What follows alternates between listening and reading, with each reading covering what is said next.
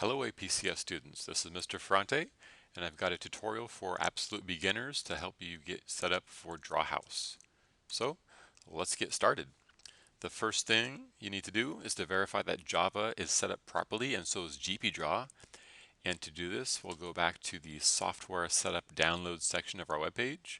Let me resize my window so you can see it. There we go, it's better. And we're going to download Drawing Test just to make sure this thing works. So I'm going to right click this, save it somewhere. I'll save it to my desktop. So I've saved the Java file, and now let's open BlueJ. I assume that you've downloaded and installed BlueJ. If not, at the bottom here of my webpage, then you need to read the installation instructions and follow all of them. But let's get BlueJ opened. Programs, let's see, just give me a second and I'll get it open. All right, here we go. BlueJ will open the most recent project, so if you have one open, you can just go ahead and close it or use it, whatever you want. I'm going to close this. I highly recommend that you store all of your first semester work in one project. So I'm going to say new project. I already have one called first semester work, but that's what I would name yours if you would like to store everything in one spot. I will call this S1 work. That stands for semester 1 work. And it's currently stored on my desktop. Put yours wherever you want. Create, and now you have a workspace to store all of your Java files for the first semester. So our goal here is first to just verify that GPDraw is installed properly. And again, I assume that you followed the directions and actually tried before this. So I already have it installed, and now we're going to test it out by running Drawing Test. So to get Drawing Test into BlueJ, instead of saying new class, we're going to go to Edit, choose Add Class from Existing File, and then locate drawingtest.java. And here's what happens. It will copy this Java file into the S1 work folder. And there it is. So now if we open this, the code is already complete. You don't need to edit it. In fact, don't touch it. But go ahead and click compile or right click and choose compile. They both work. This box should be cleared up. If it's not cleared up, for example, let's say that you get a message kind of like this, compile, package, it should say GPDraw does not exist. If you get that, that means that you have not installed GPDraw properly. So here's the most common reason for that.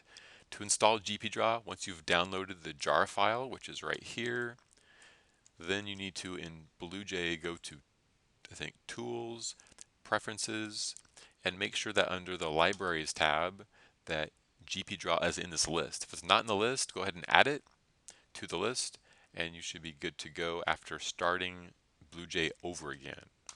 All right, so I'm going to right click this, run the main method, and you should see a window pop up and then a small triangle is drawn. If that's the situation for you, then congratulations, Java's installed properly and so is GPDraw, and now you're ready to continue. If you're still having problems with this, go to the chat room for APCS, find a friend to help you get set up in the first place. I'm going to delete this and we're going to continue our tutorial. Alright, so here's what you need for your drawing test. We've just verified that GPDraw is installed, drawing test worked, and now we're going to move on to the DrawHouse template. So I'm expecting you to go to lesson 1, page 5, and use that program as a starting point. So let's go there now and see what we got. So here is lesson 1. Let me back up for a second. Okay, lesson 1, and I'm going to scroll ahead to page 5. There's page 1, 2, 3, 4. There's page 5. So on page 5, you have two classes. You have a draw square class, and this is all one file. And then there's a second class down here for the driver, class driver, and it's also a second file. So let's go ahead and set up the first file and type in the code. So since this class is named draw square, we're going to make a new class in BlueJ with the same name. So click on new class, call it draw square, and make sure you get the capitalization correct. Capital D and capital S. So say yes, and then go into here and basically just delete everything. Select, delete, clear out everything, and then by hand, type in all this code by hand into this guy. I've already done this in a previous um, at a previous time, so I'm going to go ahead and open the work I already did type in, and I'm going to use that. So let me open that up to save on my typing. All right, here we go. So I've already typed it up in Notepad. I'm just going to go ahead and copy it in. For you, you'll just have to type it up for the first time, and I want you to type it up by hand. So there we go. I pasted in. Notice a few things, that DrawSquare is the class name, and the file itself is known as drawsquare.java, and they have to match. If they don't match, you're going to get an error. So when I click compile, since I already have everything typed correctly, BlueJ reports that there are no syntax errors, and that's great, but for you, you might get some errors. And so here are the common errors that you may see. Let me get back to our tutorial. All right, so let's go to common errors. If you didn't import GPDrop properly, you're going to get the following error. Back to BlueJ. Again, let's just say I get something else, blah, blah. You're going to see package GPDraw does not exist if you didn't install it correctly. Once it is installed, then it should compile fine. But if you misname things, like I had misnamed this, it's going to say cannot find, like I've seen before, like people put in GD draw. Well, it's not called GD draw, it's GP draw. If you misspell it, you're going to get the same error. So it might be a spelling problem. Also, if you forget little things like the dot, let's say GP draw star, well, that's an error. So it says that there's a period expected.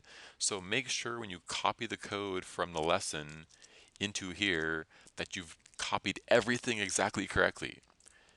Anything that's wrong, if you say, like, let's say squares lowercase by accident, well, actually BlueJ won't care about that, but drawing tool, if you put lowercase t, well, guess what? There's no such thing as drawing tool lowercase t, because capitalization matters in Java. So you have to get every letter correctly, and if you're new, that seems picky, but it lets you have different variables with different names, or with the same name, but their capitalization is different. So just know that capitalization matters to Java. Let's see, so everything must be spelled correctly. Capitalization completely matters. Typos, if you get a typo, again, let's say I say forward, but I spell it differently. Well, there's no method called forward. So if you compile this, it says, sorry, I can't find this symbol. That's because you spelled it wrong. It's forward with an A. So if you have any errors, it's got to be a typing problem, because in the sample code online, there are no errors. This works perfectly. You just have to type it up correctly. That's really the only issue. So double check your typing until finally it compiles with no errors. Once it does, go back to your BlueJ main project and create a new class. And the second class is this one down here.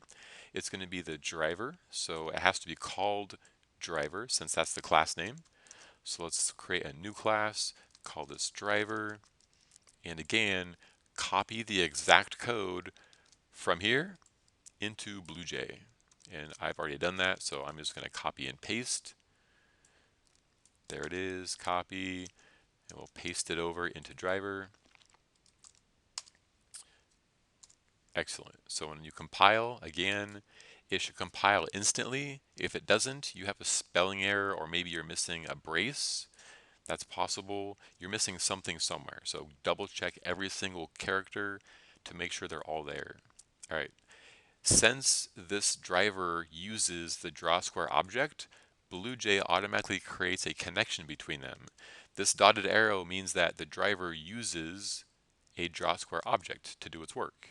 And it does because you can see here in the code that DrawSquare is being used. So that's what the lines, the dotted lines in BlueJ mean. One class uses another class. All right, these are both typed in. To run a Java program, you right-click whatever program has the main method, right-click this, and run the main method. I'll explain this briefly before we actually do it. All right, in Java, the main method, which this is the declaration for a main method, and here's this whole thing is the method. When you run a program in Java, it always has to start in the main method. This is true for Java applications. With Java applets for the web, it's a different function, but since this year we're mostly doing Java applications, you must have a main method somewhere, and that's the thing to run as the entry point for your program. So our driver is the entry point. It creates a draw square object, then it commands that object to do the draw method. And so let's go back here, right click the driver, run the main method. Let's just say OK, and you should get the following: a little drawing, a sketchpad window that draws a square. Now, once you have this working, the rest is all just creativity, fun, looking things up. So here's how to modify this and turn it into your DrawHouse. Again, this is for beginners, but anyone could just start here. So to do this, you want to go to Draw Square, open that up, and let's just make this DrawHouse. So instead of called Draw Square, let's rename this DrawHouse. Now we also need to rename the file drawhouse.java, but BlueJ is special. If you rename a class, then BlueJ will update the name here as well. There's still one error: you must also change the constructor, but I'll hit compile, and it gives us an error that says, sorry, this is invalid. It's because it should be called DrawHouse, since we're renaming things. All right, now it'll compile, and BlueJ automatically renamed this DrawHouse, which is great. And now we can start modifying it. So in your draw method, you just need to modify this code here. Instead of drawing a square? Let's double check it out. I think it was a square. Oops. Okay, right. In the driver, of course, there's no draw square. It's draw house object. Let's call this house equals new draw house, and then house.draw. All right, recompile. Everything's good. Let's run this again. And here is our square, which now we can convert this into a house. So now you got to do some planning. So at this point, I'd say stop coding completely and really open up, take a piece of paper, and on your piece of paper, not computer, plan out your house. You know, do you want a tree off to the side? What do you want? And make sure that the things that are inside your pencil drawing are things you think you can actually create with some sort of creativity. So maybe I'll say, you know, I'd like the body of the house to be here. There's going to be 2 doors. One door is here with a little circle. That's a circle, by the way. Another door, and then maybe a window with some cross panes in it. And then you do need a slanted roof. I'm going to make mine look kind of like this. Maybe come up here and down, and I like a sun here. La la la. So decide what you want your program to look like, and then go in and do your best to make your DrawHouse program look like that. But you need a plan first. And with your plan, you need to specify coordinates. So remember that in GPDraw, 0, 0 is the origin in the center, X goes to the right, Y goes positive upward, which is not traditional for graphics packages, but it is for GPDraw.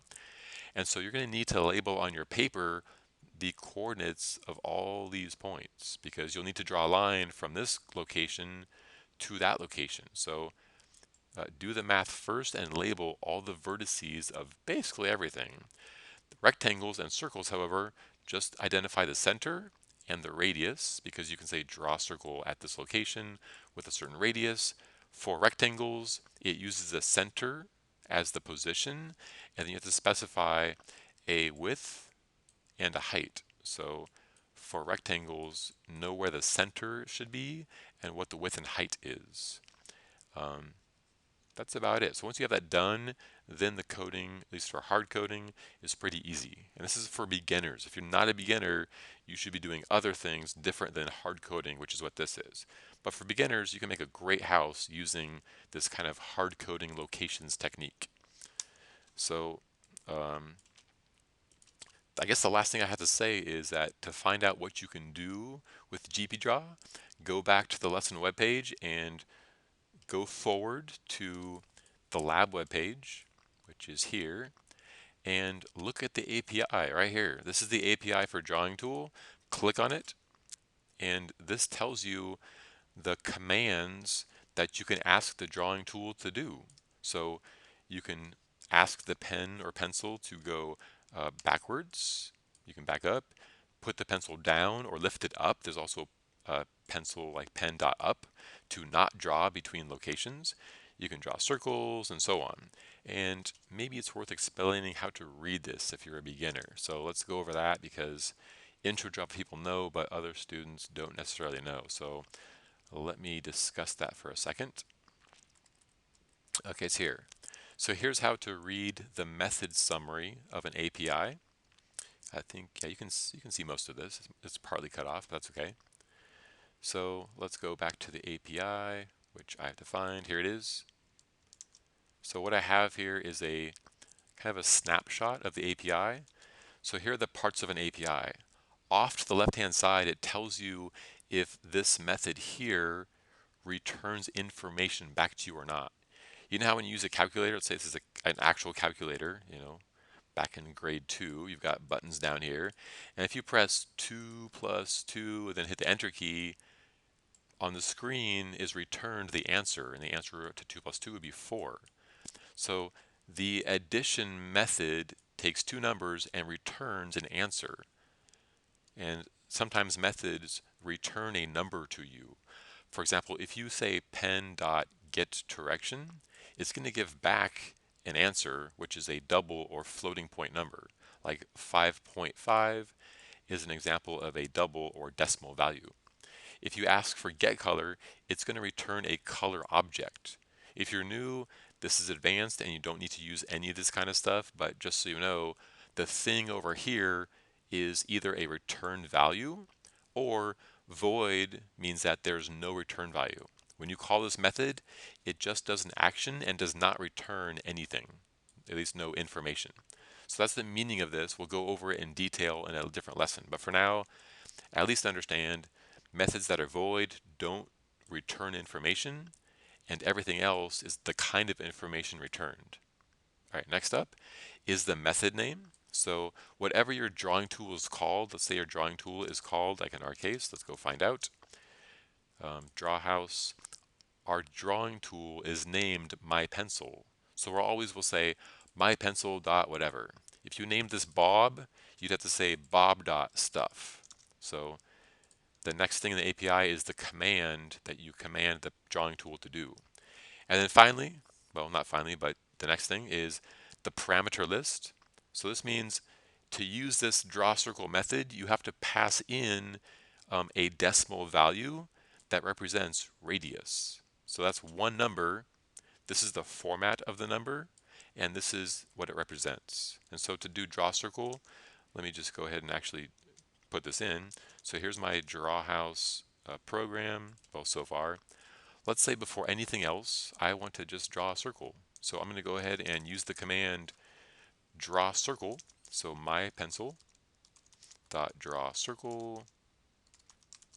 Then I have to choose a radius to pass in. And the format of the radius is a decimal because double means floating point number. So pay attention to my key down here.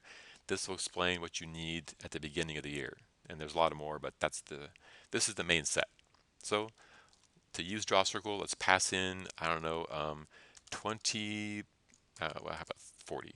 40.6, because it's a decimal. You could pass in, you can also do 40, but since it's a decimal, I'm just curious. Let's try 40.6. Compile this, oops. Oh, what? Okay, draw circle, double radius, and it's complaining. Oh, did I misspell it? Draw circle, draw, oh, see, there you go. I misspelled circle. I put sickle. I forgot the R. Common error. All right, compiles. Let's run this and see if we've got our circle. So compile the driver, rerun it, and we should see, hey, cool, it worked. Here it is. There's our circle with the given radius. So cool, so you can add circles. And of course, to move the circle, you would do something like move the pencil, basically. So my pencil dot move to a certain like 50, 50 or whatever. And even before you move the pen, you might want to pick it up. My pencil dot up is a command to pick up the pencil. Move it and then put it down. My pencil dot down, then you're back in drawing mode. So go ahead and spend some time reading through the API and learning what's possible. So to draw a line, you specify two numbers, an X and a Y. Let's go back to the API. There it is. So, spend some time just reading this. And remember, if you click on something, it takes you to the details, which you might need to read to know how it works. But try out, I'd say, most of the commands. Some commands are not any sense for you to use. For example, if you use get position, it's going to return one of these objects. Well, we're at a point in the year that's too early for you to understand what this is really. So you can't use all the methods because some require advanced knowledge. This is another example. You wouldn't really be using the get pad panel because it returns a sketch pad panel object, and that is, I would say, for this point in the year, very advanced. Just use the things that seem easy to do, like, well, moves easy, set color, depends if you understand color objects. Actually, I guess I will explain colors because even if you're a beginner, at least you can do basic colors. So I'll explain color. Here goes color. Color is a class in Java, and if you Google the API, let's search up on Google Java Color API. So I typed in to Google Java Color API, then go to the API. To use colors, did I click it? All right, click. To use it, you have to import this class here, java.awt.color. So let's go ahead and do that. So at the top of my DrawHouse class, I'll import java.awt.color, and now I can use colors. So in particular, I can set the drawing tool's color to something else. And since this is for beginners, I'm not going to do it the hard way. I'm going to do it pretty easily. So there's a set color method, and you must pass in a color object. So we're going to build a color object and then pass it in. So back to my code. You have basically two ways to build a color object. You can use one of the predefined colors. These are attributes or fields or attributes of the class. So to use these, you would say color class dot whatever. For example, blues right here. And you can use lowercase or uppercase. I'll use uppercase. But to use it, you say color dot blue. And so let's do that here. So first I'm going to say, actually let's draw our circle first. And then let's do my pencil dot set color, and then I'm going to hard code color dot blue. All right, let's find out. This information should be black, the default, but then from here on down it should be all blue. So let's go back to BlueJ and recompile and rerun. Compile, run, and hey, it worked. So here it is. I have a black circle, but then from then on I've got blue other stuff. So looking good. The second way to get color is to specify a custom color, not just one of the hard-coded ones. So to do that, we have to build a color object and then pass it into the method. So to make a color, it's just like making a drawing tool object or a sketch pad. And that is, you specify the type of object, in our case color. You name it. I'll call it my color. Equals new color object, and then you have to look at the API to see what are the different constructors to construct a color. So here's the API. Here is the constructor summary. So we have to choose one of these constructors to build the color. The easiest one to use, I would recommend, is this one.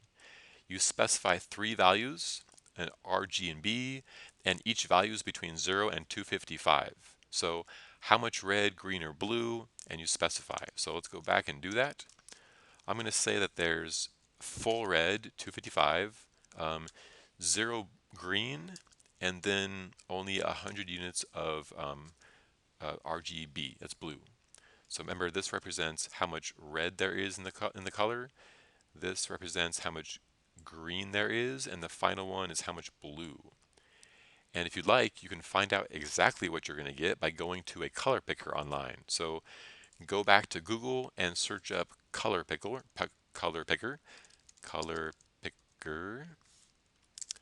So here's color picker, and any of them will work. Let's just use this one. So what you can do is Oh, yuck. I want to be able to select more colors than this. So I'm going to choose a different color picker. That one seems limited. Let's try this one. Okay, way better. At least I want this style. So you choose kind of a hue, and then you go in and like, oh, I love this turquoise thing. Great. It's actually a dark one. So choose a color, and you can see off to the side here that it's telling you the values of RG and B right here. Actually, okay. The bottom three. These ones are saturation, hue, saturation, and I forget what this B is. I don't remember. I could look it up. I forgot. But here you go for RGB. So to get this exact color of kind of dark teal, it would be red is 26, green's 156, and blue is 149. So let's type that into our Java program, if I can find it. There it is. All right, so I already forgot. Okay, red's 26, so let's make this 26. And then we had blue of 156. You don't have to be exact, but if you want the exact color, you do.